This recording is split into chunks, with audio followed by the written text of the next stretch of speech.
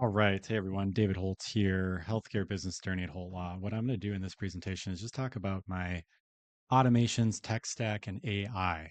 My journey from 20K, my first year of law practice, to 2 million last year. The journey of the small law firm owner and really a solo attorney for the first 7 years. And then the last five actually really investing in that expansion. And I couldn't have done that without automations, tech stack, and then recently a lot of AI. So, who's this presentation for? It's going to be other attorney owners, just other straight up business owners, because I think of my business more as a business that happens to be in law, not a law firm. And so that has really allowed some more entrepreneurial investment as opposed to just doing what lawyers have always done. I don't think that's working. And really, what I'm going to do is let's move this guy. I'm going to talk about what we have, and this could change. It's getting harder and harder to change the bigger we get. I'm going to talk a little bit about that. I'm going to talk about the what, the why, the pros, the cons, and just straight up the costs that we paid last year. And then I'm going to move to AI at the end. I'm going to move my guy right over there. Okay. So here's my approach to software, tech, and just AI. First question you should be asking is what issue does it solve? There's a lot of shiny objects out there in the digital world. There's all sorts of things that appear to fix everything. But at the end of the day, what issue does it actually solve when you're picking a software or doing an automation or building out a system? So that's going to be the core question that you should be using when you're just thinking about the decision at the beginning. Then we want to focus on value, not cost. If you're focusing on cost, you're just going to get caught in a endless cycle, a race to the bottom of, the cheapest software. I'm not saying that there is not some cheap software that has tremendous value because of what it delivers for the cost, but you want to put it through costs and not just fixate on very expensive software and say, holy cow, we're never going to use that. For me at my firm, because we're scaling and growing, any software that we choose, we don't want to have to do it again. So it has to pass the scalability stress test. Specifically, right now, and I have this conversation with our leadership team and the director of operations, is that this needs to pass the $100 million stress test. So an easy way to figure that out is, are there other large companies that are using this for the same reason?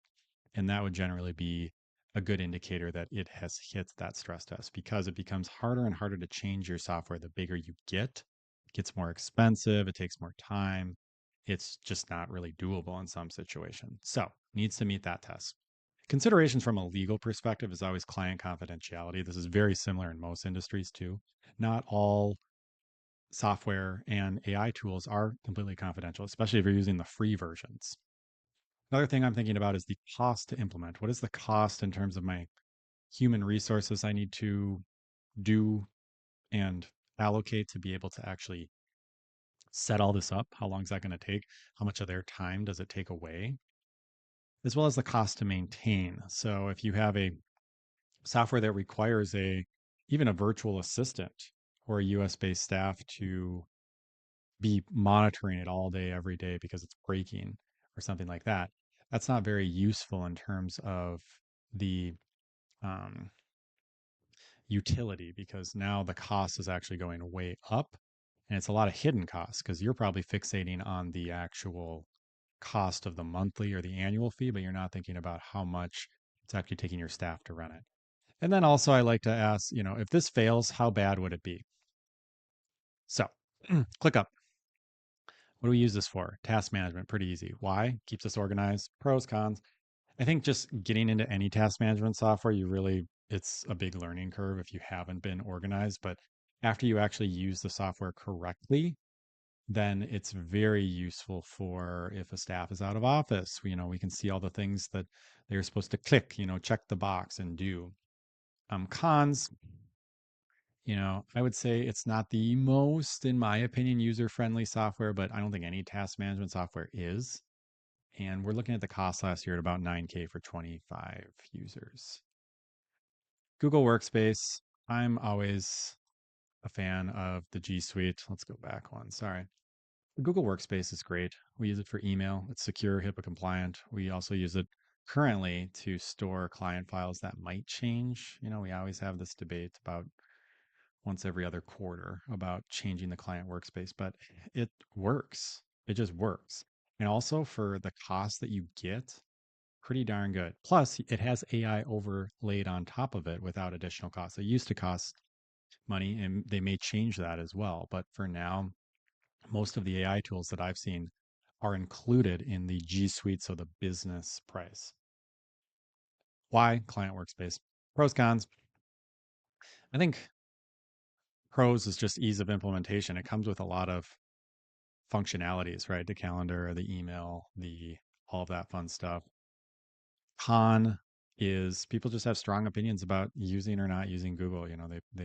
They've committed to Microsoft Office or they've committed to Google Workspace, and if they see that you're working up in a Google Drive folder, they may not feel like it's as professional, and so there's just the image of it.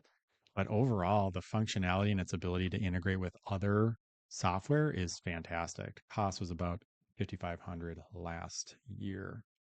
RingCentral is what we use for phone and text. Pretty simple, HIPAA compliant, easy. Why communication? Pros, it works. May not be the most fun and user friendly, but what phone system really is, it just works. That's what we need. I don't have many cons, to be honest. I think with any phone service, there's connection issues, but you're going to have that no matter where you go. I'm not convinced that there's a better player in terms of value in the game right now. Stripe, and again, people always fixate on, holy cat, you paid $60,000 in credit card processing fees. Yeah, absolutely. And I did not pass those on to clients. Love Stripe. Use that for payment processing. Why? It's easy and it just works. It's seamless. It's frictionless. Doesn't have errors. Easy to like refund if need be. Cost is 2.9% of the transaction price, which is a lot of money when you're doing 2 mil and more than that this year. But we are not passing those fees on to clients. Why? Because why would you just raise your rates a little bit? And you know what? One of the most annoying things is seeing a list price on a big ticket item. And then when you go to actually pay for it, it's actually 3% more. And so you've already anchored your brain and your price into like paying 5,000 or 10,000. And then when you see that extra 3%, you get really pissed off, sometimes without even knowing it. And that is not the client experience we want right out of the gate. So you eat that cost. We definitely do. If you don't, I think it's a poor decision. Zoom, pretty easy. I'm going to put myself in the middle here. Zoom meeting, it really, I think, emerged as the victor of the pandemic. Who's the best video? It's secure. It has recording. There are some cons, like once in a while it'll go down and it can be clunky and there can be issues, but you'll find that with Google Meets. You'll find that with some of the other secure video competitors. And for 250 a year per user, that ain't bad at all. Calendly. Okay, so one of my themes is also I like software that does one thing really well rather than a bunch of things kind of well. Okay. Calendly does scheduling and rescheduling amazingly well. It's just so simple. People are familiar with it. It's effectively automated in the notifications and the ability to reschedule or cancel. It's just so nice to sync into the Google Calendar. So, those are all the pros.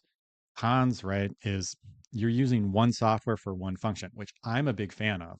But some people want to, double dip. And, there's all sorts of softwares that have their own Calendly integration or calendar scheduling integration. And the temptation is to just use theirs. But when you have a company that's effectively only focusing on calendar scheduling, I think you're going to get the best results. Costs about 2K for 11 users. That's great. Zapier, this one's a little bit more techie or nerdy. What Zapier does is it actually shares data between software systems. And why do we use it? It's to automate tasks. You don't need humans clicking to move a Google Word doc over to another software to communicate what the phone number inputted by the client is. It's 2025 or later when you watch this, and there is just no reason a human should be doing that, even a virtual assistant. Now, there should be quality control checks and all of that, but there absolutely should not be non automated tasks in that regard. Pros, extremely powerful in connecting all of your softwares. And if you're going to really build out a big company and systems and integrations, Cons is it definitely is a steep learning curve to learn how to create a Zap. I think it might even be called Zapier. I'm sure somebody will correct me in the comments, but Zap, I mean, I don't know, you zap someone, you don't zape someone, right? Um, con is the steep learning curve. So to actually use this, it's a little techy. And so there are consultants out there that can assist. You're probably using this when you got some big software that needs to communicate with each other. We're at about 3,000 a year, which is just not that bad for the amount of zaps that we're doing. It's tens of thousands, and it greatly automates our workflow. ClusTalk, PandaDoc, really what these are doing is they're just collecting information from the client, making it kind of user friendly, pinging them when they don't respond. It's amazing how much time law firms or attorneys spend just getting the full name and date of birth and names of other people involved from clients, just bugging them for information, but then bugging them again, getting it, clarifying.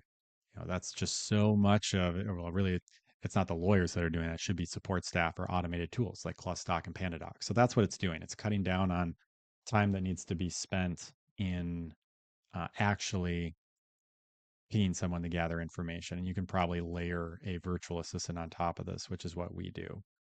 Um, Cons is you got to set this up and integrate it with your other software because again, you're using one software to do one thing. PlusDoc and PandaDoc is not a all knowing, all doing scheduling of the client portal type system for me as a business or law firm. But it does one thing really well, which is onboarding, right? The representation agreement and invoice can be integrated into that. And so it looks and feels really nice and has very distinct steps in terms of the onboarding process. Smith.ai, we're transitioning a little bit away from this and bringing things in house. But if I was back in the solo day and I didn't have money for a secretary, which I did not, or I argued that I did not, what I would do is I would get Smith.ai, highly recommend, or some sort of call answering service because the worst thing that I think could happen is somebody calls your law firm and it goes to voicemail.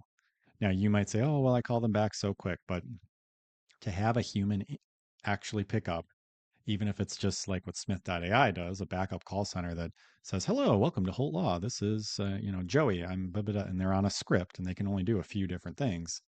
They can at least get that person scheduled. They can collect information and it makes your law firm or your business a lot more personable, even though you are just one person or two people or five people. Why? It's always on. You can also use it for the chat box. We brought the chat box in house because we want to track the data a little bit more with a software I'll tell you about later. But it does have a chat box. So if, and I strongly recommend having chat boxes. I'm a big fan. You need to be smart with them and how they are used and not just super annoying. And you actually need to respond quickly. But the cost last year was about $70,000. Con probably is you need to sort through some of the spam calls. Otherwise, you're going to get charged for those. Pros is you have basically a receptionist 24 hours or nearly 24 hours on demand and at a very low rate compared to paying a full time salary. HubSpot. We're using this for sales, right? Sales deals. So it is keeping the sales pipeline organized from a lead all the way to they're working with us. And once you get bigger, you absolutely need to have a good handle on how much revenue is in the pipeline. And so how many leads are coming in? Are they warm? Are they cold? Are they, thinking about closing? Are they almost closing? Is the representation agreement out? Have they actually paid? So there's all sorts of deal stages and HubSpot keeps an eye on that and integrates pretty well with other softwares. Pros, keeping your revenue pipeline organized. I mean, it's something that needs to be done. HubSpot has one job, it does it very well.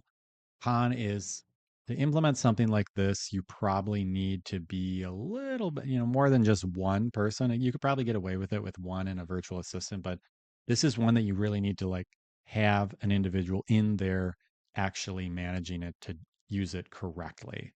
And not everyone needs that. Probably if you're under a mil or maybe even under 250,000, depending on what the value of your cases are. Cost was about 30K. So work. I love this one. So I'll put myself right here. What is so work? It's a virtual workspace, virtual office of sorts. Why we need some sort? We are a virtual law firm, so we're 100%, well, not 100%, nearly 100% remote, meaning people are working from their home offices. We do meet monthly in person. We're trying to implement both in Minnesota and in California, in any state we happen to expand into. But most of the time, we are in Zoom. We're sitting in a home office like I am right now. We did have our first annual retreat, which I really love to get both the Minnesota and California team together. But outside of that, there's just a lack of connection. And we identified that actually at the in person retreat that we really loved everything that was happening from a work culture perspective. And that's something that I'm very cognizant of as we grow. And so work is a potential partial solution to that. Think of it like Sims. You get to design your own little office. You can go into a meeting room. You can see up here on the top left all of us in a daily huddle. So all of our videos are on, and it's where we share our wins. And we run on the EOS model, so we're doing daily huddles and all sorts of fun stuff, L10s, and those are actually in so work. And one thing that has been recaptured with this is the ability to have kind of open office hours. So in a traditional office, you could go into somebody's office if the door was open, right? If it was closed, that probably meant they were working. But open office, there's a lot of things that could just be resolved so much quicker if you just quick popped in, had that quick dialogue, and then out.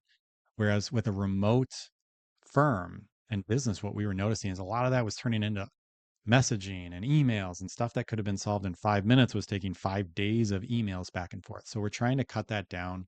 And also, it's just kind of fun to, I don't know if you all played Sims back in the day, but my son actually down here designed my office, and he likes to occasionally after hours kind of walk around and do stuff. And I could probably hire a interior designer to get some help with what's going on in my office. There's a little, I think that's a pinball machine, some Pokemon chairs, and a nice little rug and chair. Right next here, you can see my assistant Justine has gone with the theme of like almost a mermaid sea or nautical theme. I usually like to sit in her office. She actually has a couch right now, and so while we're working throughout the day, she's basically right next to me. Think of like a Donna to a Harvey. And so she's kind of listening in, doing stuff, but she's there and available. And if people come into the office, she's there as well as kind of the guardian of my schedule and my emails and all of that. So she's right next to me, and you can see her sitting there. It's pretty small. Over here on the left, again, pretty small, but you can see, we have 25 staff in here. So, and we have staff based in the Philippines and Central America. And so this is an opportunity for people to kind of showcase a little bit of their personality, feel part of an actual office, even though they're at home, and do that. So I'm really excited for what this could become. That's a lot of pros. Cons is it can be a little social, just like any, it's like the first time you go into an office and there's the lunchroom or the coffee room, and you notice that people are kind of having sidebars and things like that. It can be a little distracting. There's free range for being able to go up and like video chat somebody, so it can be distracting. And so we are navigating all of those, but I think it's a very fun thing to navigate with proper rules, work culture, and what we use it for and what we don't use it for. Cost is about 2,500 annually. Let's move you over there. Here's some other honorable mentions. Canva we use for graphics. Loom I'm using Loom right now. It's a video screen share record. Easy. Tango is like a PDF screen share record that's usually for creating SOPs or standard operating protocols. MailChimp, we've actually changed that most of that is done inside of HubSpot now, but we loved it for email marketing. Why do we love MailChimp? It did one thing really well, email marketing. I wasn't trying to do 50 things well. It just did one thing very well. Time to reply, it's an interesting one. Probably more applicable to attorneys and law firms. I'm a big fan. Is it actually monitors the email response time of your staff. And that's very useful in the legal world where response times and just communication from attorneys is one of the number one complaints that clients have. So we're able to monitor that. And what this software will actually do is it'll monitor the sentiments of clients. So if a client is pissed or expressing frustration in an email, that gets flagged and goes into, somebody else to be able to keep an eye on that. And also, if a staff member hasn't responded for a certain period of time, you can set the limits. It'll automatically elevate it to whoever you want, their supervisor, HR, their assistant, what have you. So it's a good way without micromanaging emails, just to keep a general eye on this. And another reason why we do this is because we have key performance indicators that are tied to how what our average response time is, because we actually tell clients what we expect the response times to be, and we certainly want to stay true to that. LastPass, just really good for password management. You need something when you're sharing all this software, and unfortunately, a staff member leaves, poof, you need to take away access. Works great. Let's talk about AI. Here's some of the things we're going to touch on. It's going to get fun. We'll start with Fireflies. I keep moving my little video there. Fireflies simply is note taker inside of video meetings. Very nice. If you don't have the ability to have virtual assistants or a secretary or assistants, at least Fireflies.ai can get into your video meeting, take really good notes, and you can just send those as a recap. And it actually has the little to dos in that. Nice organized action items. Pros is it's keeping your ability to speak quickly in a meeting organized and turning into actual tasks, probably over in ClickUp. Con is it's a little bit expensive. It's clunky. Sometimes my AI won't join the meeting, or it joins it late, or it decides to leave. So it seems to have a mind of its own. I'm sure they're working that out.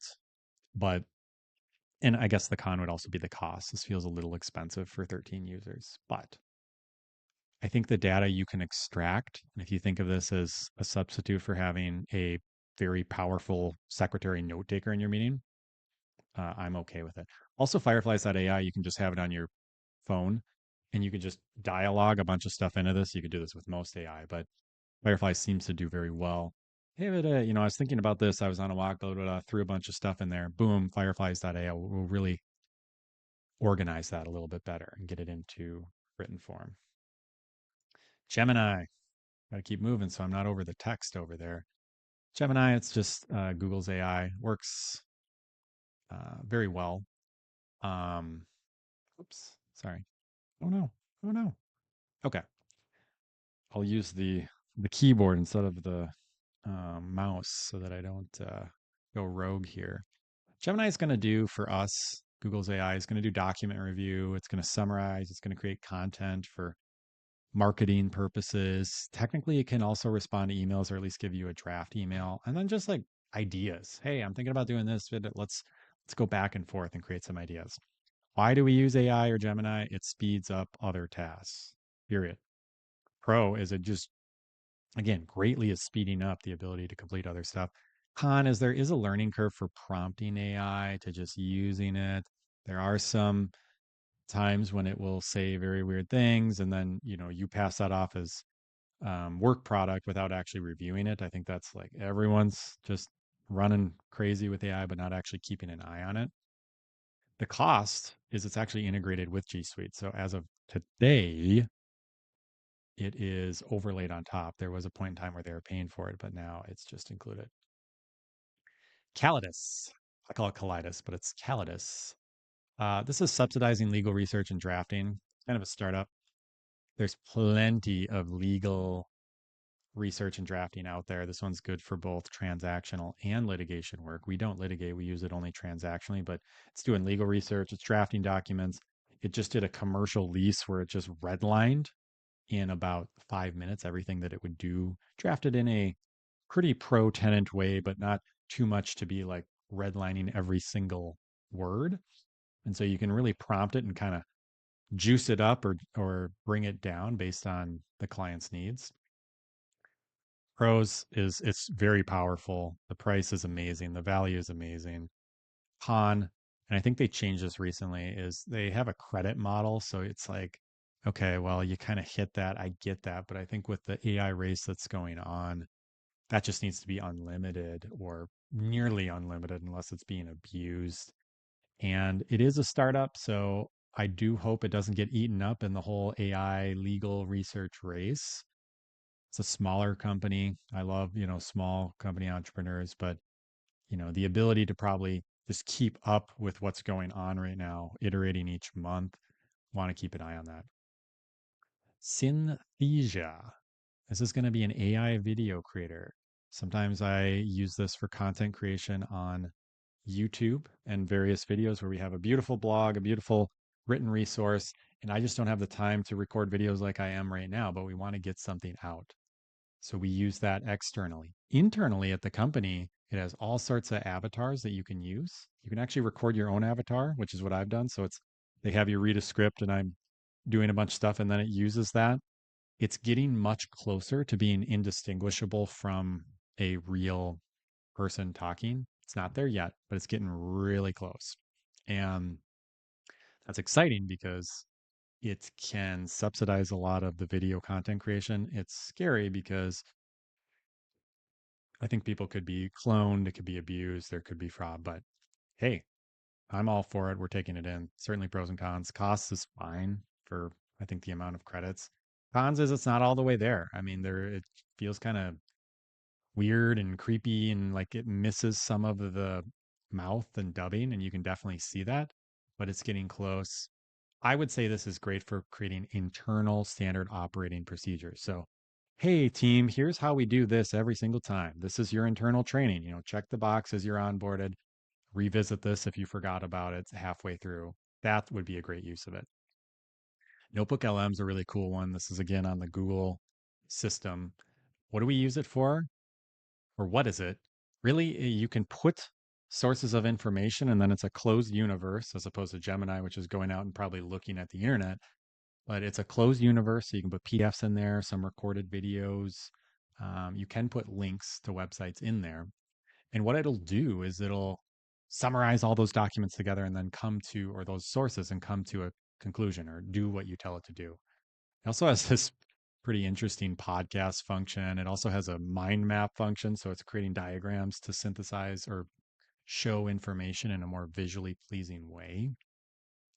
What we actually use it to do is meeting review and summarizing clients and intake meetings. So we're really extracting information both from current clients as well as prospective clients and learning about all of the frequently asked questions that they ask. And then we should just answer those on the website or just have resources that already do that. Or in terms of our current clients, they're also like the same things are happening every time. So we want to make sure that we are um, keeping an eye on that. Also, Notebook LM can monitor for pissed off clients, right? In a mass scale and be able to say, hey, on video number 38, the client actually swore at the attorney. Unfortunately, the attorney, even though we're recording it, we don't have time to watch every recording. The attorney did not report that as a negative sentiment. The AI caught it. So it's nice, like quality control. It's also a reason why I'm a big fan of recording every single meeting and conversation, even though I'm an attorney. Sorry, I'm trying to get that bottom bar off because you can use that for quality control. Now, the client has to consent to it. If the client doesn't consent to it, they're not for my firm. Goodbye. But they do, and they're fine with it. It also holds the client accountable because if they said, oh, well, you promised that you were going to do this. Oh, was that on the initial client call? Let us go back and look at that. Actually, that's not what we said. We have the recording of exactly what we said. So it's good to hold clients accountable. In the legal world, you don't want a client to be able to say, well, you promised me this and you didn't do that. I'm going to the, ethics board or the bar. No. We record, we do what we say we're going to do. Also, on the other side of this, it helps hold staff accountable. So staff, if they have a bad client meeting or something like that, it's quality control. We can teach on that. Also, staff to staff meetings, making sure that staff aren't being, abusive or anything like that. We're keeping an eye on everything that's holding people accountable. People don't like to be recorded. They feel like it's invasive. Talk to your attorney, but there's generally no workplace privacy. So if you are working for a company, they can generally look at everything that you're doing in terms of emails as well as meetings. So this is nothing new. It's just much easier to do now. We do use it to create content, so you could take all of the videos from current clients, figure out the FAQs, and then poof, there's your content to get on the website or in a video. This is integrated with G Suite as of now, so there is not an additional cost. I believe there's an elevated version that might cost money, but not a bad investment. All right. That brings us to the end. It's interesting because for the first 7 years of my practice over here on the graph on the left, it was just me. I was a solo attorney. Pandemic hit, grabbed a couple of paralegals in 2021, our first ever virtual assistant in 2022. 2023 grabbed our first ever associate attorney. So you can see kind of the levels of delegating and me letting control go and learning how to be a supervisor and being able to delegate. And then we're up to, as of spring 2025, about 25 staff. 2024 was a very big hiring year, as you can see there. These are all um, staff that are working full time or around the 40 hours a week. You can see some of our staff from the Philippines right here, very good at what they do. I think I could do a whole nother training on how to properly compensate and train and work alongside a VA team, including HIPAA compliance and security and just fundamental HR considerations. I think a lot of people do it incorrectly. And then we have a nice little photo shoot from when we expanded to California and from our in-person retreat. So you can see all the little palm trees in the background. Cool. That was it for this presentation. I welcome questions. Really depends on the inquiry as to where it goes inside of our team. Here's my email. Here's our website. Hope this was helpful. Welcome any comments, and we'll catch you next time.